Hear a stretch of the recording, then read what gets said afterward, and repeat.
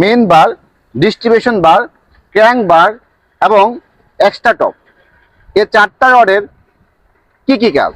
আসসালামু আলাইকুম সম্মানিত ভিউয়ার্স, আজকে কথা বলবো আমাদের ছাদের মধ্যে 4 ধরনের রড ইউজ হয়।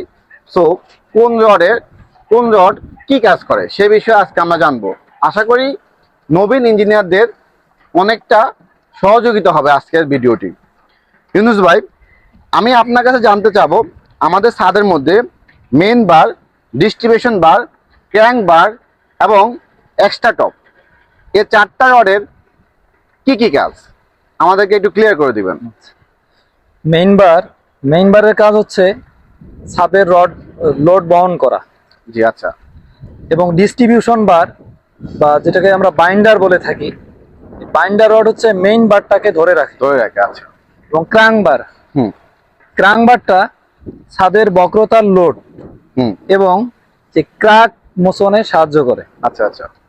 এবং এক্সট্রা টপ ছাদের অতিরিক্ত লোড এবং এই লোডের কারণে যে টেনশন বল সৃষ্টি হয় এটাকে প্রতিরোধ করার জন্য এক্সট্রা টপ ব্যবহার হয়। এই হলো 4টা রডের কাজ। আচ্ছা আচ্ছা। তো আশা করি নবীন ইঞ্জিনিয়ার বা শিক্ষার্থীরা আপনারা বুঝতে পেরেছেন।